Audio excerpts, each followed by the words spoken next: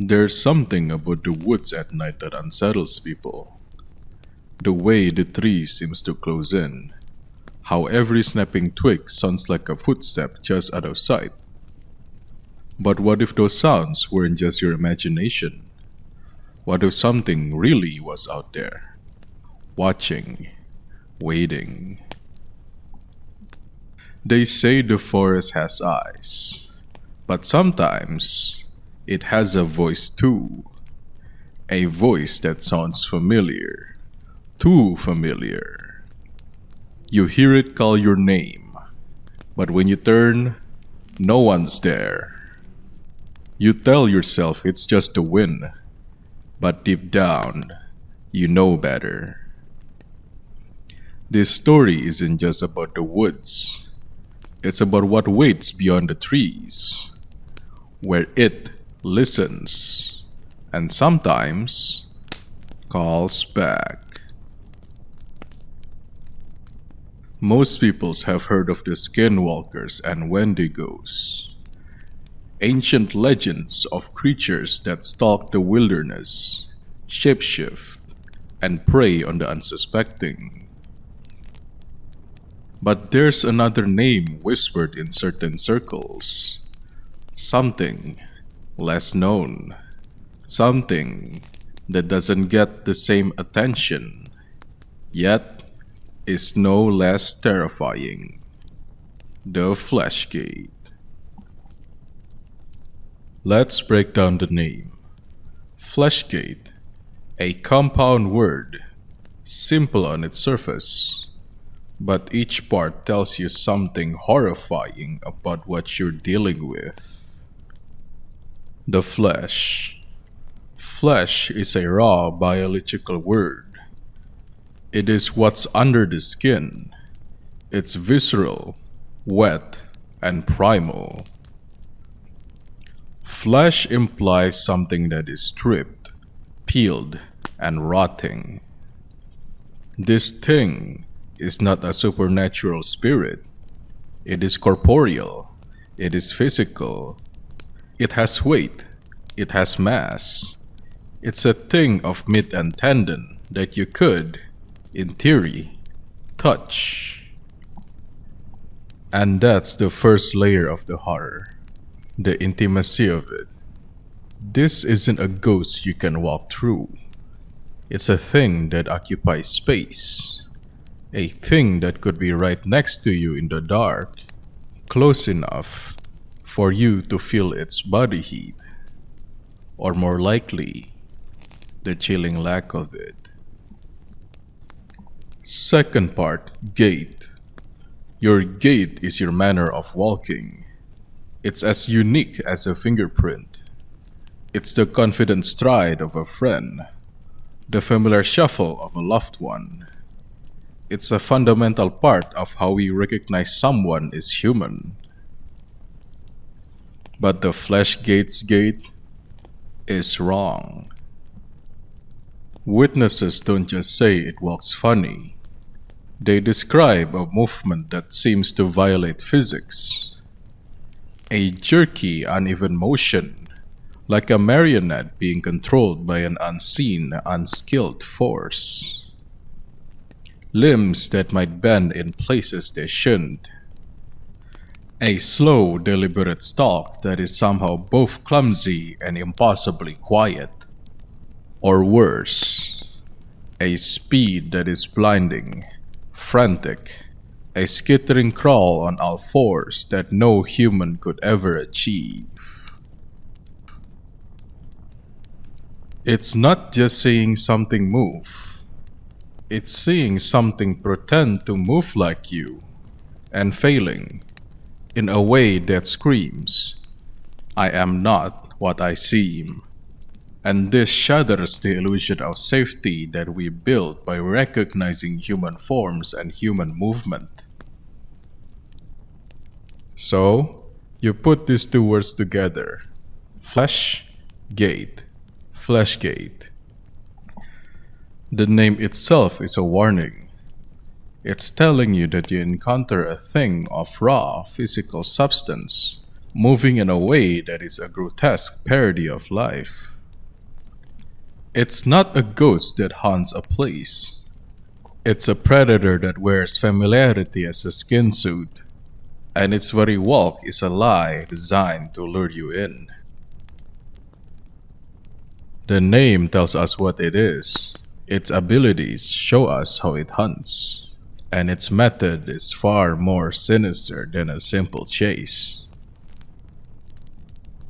The Fleshgait is a predator of the mind, employing a set of capabilities designed to isolate, disorient, and dismantle its prey from the inside out. First, its mimicry. This goes far beyond simple imitation. What we're dealing with is a conscious, malicious act of psychological betrayal. It doesn't replicate random noises. It zeroes in on the one frequency our brain is evolutionarily programmed to never ignore: the sound of a human voice in distress. It will use the voice of a crying child pleading for help from the darkness. It will use the voice of your best friend calling your name from the direction you just left. Most horrifyingly, it will use the voice of a loved one, your mother, your brother, your spouse, sounding so perfectly heartbreakingly real that every instinct screams at you to run towards it. This is the deepest of betrayals. It weaponizes your empathy, your love, your very humanity against you. It turns your greatest strength into fatal weaknesses. To survive, you have to fight against the impulse to help, to ignore the voice that your soul recognizes. You have to choose to let a loved one to suffer in the dark, and that choice, that will haunt you far longer than any monster. Now, for its second ability, shapeshifting. To sell the lie of the voice, it needs a form. The Fleshgait can warp its own flesh into a facsimile of human or animal, but it's rushed, imperfect. It's like it understands the idea of a person, but not the soul. You might see a figure that has the silhouette of a man, but its limbs are stretched and spindly, as if the bones don't fit as well. Its fingers might be too long, twitching and clicking against each other. Its face is often a nightmare. Sometimes it's a blur, a smudge of features you can't focus on. Sometimes it's a static, expressionless mask. Or worst of all, it's wearing a smile that is too wide, too many teeth, a smile that never reaches the corner of those deep dead black eyes. It doesn't just look different, it looks wrong. Which brings us to the overarching instinctual feeling of the wrongness, the uncanny valley. This is the scientific term for that deep, primal revulsion we feel when we see something that is almost perfectly human, but just isn't. It's our brain's alarm system screaming, "This is not one of us. This is a lie, a fake." The Fleshgait doesn't just live in the Uncanny Valley. It is the Uncanny Valley. Every jerky movement, every hollow echo in its stolen voice, every unnatural angle of its body is a data point that confirms your deepest, most ancient fear, that you are not looking at a person, but a thing wearing and trying to act like a person. Worst of all is its predatory intelligence. The Fleshgait is not a mindless animal. It is a tactician of terror. No one knows what it wants to do with you, but we all know that it wants to break you. It uses its mimicry and its form to isolate you from your group. It uses disorientation, making you hear calls from every direction at once. It will stalk you for hours, days, letting the paranoia set in, until you're exhausted, terrified, and questioning your own mind. It systematically severs your connection to safety, to others, and finally, to your own sanity. By the time it chooses to show itself, you are already half defeated. You're not just running from a monster, you're running from the horrifying realization that the world is not as you knew it, and that the most trusted sounds and shapes in your life can be a trap. To understand the true horror of the Fleshgait, we must move from theory to testimony. One of the most chilling accounts comes from a story I heard a long time ago about a camping trip deep in the Montana wilderness, involving three good friends, Alex, Connor, and Julian.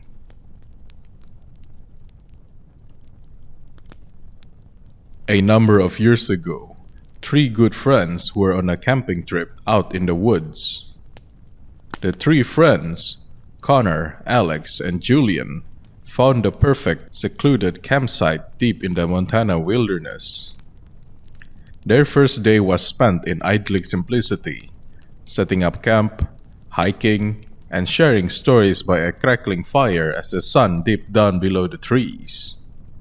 But as darkness fell, the forest changed. The familiar nighttime chorus of insects and animals ceased entirely, replaced by a heavy, watchful silence. The circle of firelight, once a comfort, now felt like a desperately small refuge, its edge pressing back against an immense and unnaturally quiet dark. It was this profound hush that the first sounds began, not of animals, but of something moving deliberately just beyond the edge of sight. As the last embers of the fire faded, the normal night sounds of the forest were replaced by something else. Not the scuttling of an animal, but the deliberate heavy sound of footsteps circling the campsite. The rustling in the bushes had a rhythm to it, a purpose, and occasionally a low guttural sound, like a human trying to form a word without knowing how. Fueled by adrenaline, Alex and Connor decided to confront the source. Armed with just a simple flashlight, they ventured into the oppressive dark, leaving a deeply unsettled Julian alone in the tent. But they found nothing.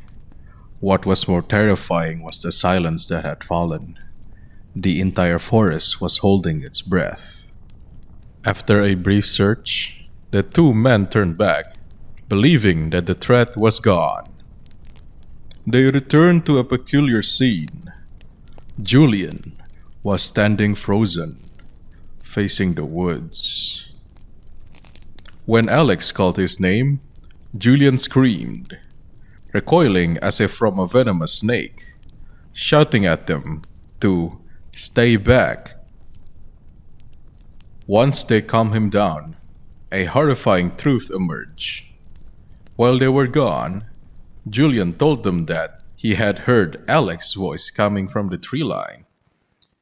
He emerged from the tent to see Alex, or an imperfect replica of him, standing just beyond the firelight, beckoning him forward. The figure repeated only one phrase, like a broken record. Hey, come here. Look at this.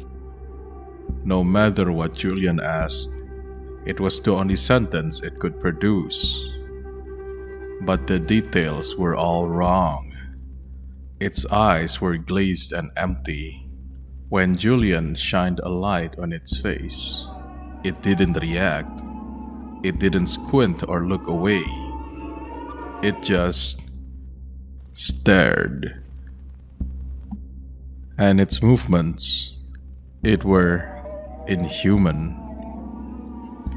Its head would twitch and jerk erratically, scanning the environment like a bird of prey, not turning with the fluid motion of a person. It was a hollow shell, a crude imitation wearing a stolen face. And during that moment of paralyzing fear, the real Alex called his name from behind. The moment the mimic was confronted with the original, its deception shattered. It simply turned and melted back into the shadows, hiding deep into the tree line, leaving Julian and the two friends in a state of profound and lasting dread. They immediately packed up and left that night, leaving everything behind. Some things once heard can't be unheard, and some faces once copied are never quite yours again. What separates the Fleshgait from other cryptids isn't its strength or speed, but instead is its profound and intimate wrongness. It's not a monster you can see from a distance, like something rustling moving in the trees. It's a monster that gets close, uncomfortably close. The Fleshgait evokes a chilling dread due to its profound and intimate wrongness, where other cryptids are often just animals, unknown, but still operating by natural rules. The Fleshgait feels fundamentally and biologically incorrect. It feels like a thing that assembled itself from stolen parts and half-understood blueprints. Let's start with its looks.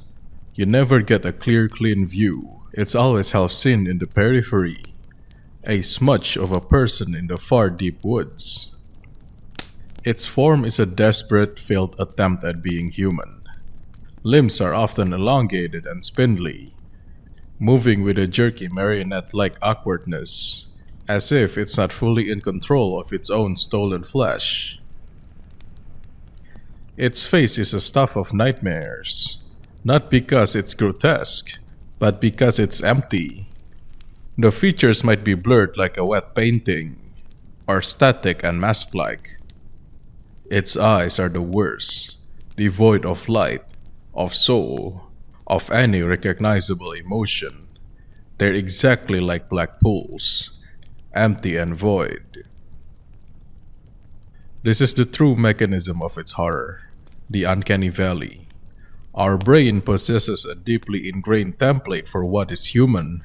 The Fleshgait fits this template just enough to register, but its failures are fundamental. Your conscious mind might identify a person, but a more ancient subconscious part of your brain recoils, signaling a fatal error. It's this internal conflict, this cognitive dissonance, that generates a unique form of terror. This fear runs deeper than being hunted. It's the chilling realization that your own senses have become a liability, and you can no longer trust the one thing that should mean safety, the sight of another person. This is why it's more eerie than a howl or a growl in the middle of the night. A noise is an external threat. The Fleshgait is an internal violation. It doesn't just hunt you. It poisons your sense of reality. It ensures that by the time it moves, you are already lost in a world where nothing can be trusted.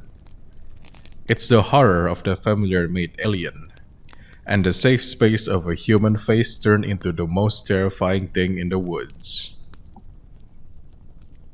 If you go looking for the origin of the Fleshgait, you won't find an ancient tribal legend or a century-old sighting in a dusty journal.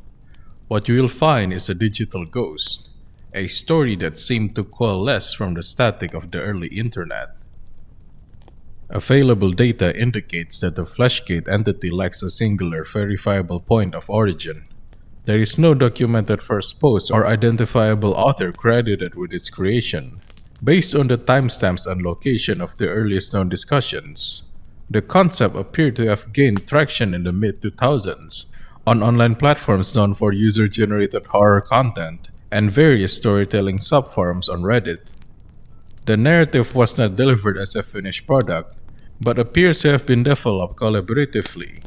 It is a product of collective authorship, with its lore being defined and redefined by numerous anonymous contributors across multiple threads and posts. So, where did the Fleshgait come from? The most honest answer is that we simply do not know. It is a true creature of the digital age, a myth without a clear birthplace, a monster without a face, whose origin story is as fragmented and elusive as the entity itself. It wasn't discovered in the woods. It was manifested in the collective unconscious of the internet, and then projected back into the shadows of the world's forests waiting to be found. Perhaps the Fleshgait was never a cryptid to be discovered, but a reminder, a piece of ancient predatory wisdom that has always lived in the back of our mind and in the oldest part of the world. It reminds us that our senses can be lied to, that our trust can be weaponized, and that we may not be the only intelligent hunters in the dark. We built our civilization to keep the monsters out, but the Fleshgait suggests that the most clever ones were already inside, wearing a familiar face, waiting for the lights to go out.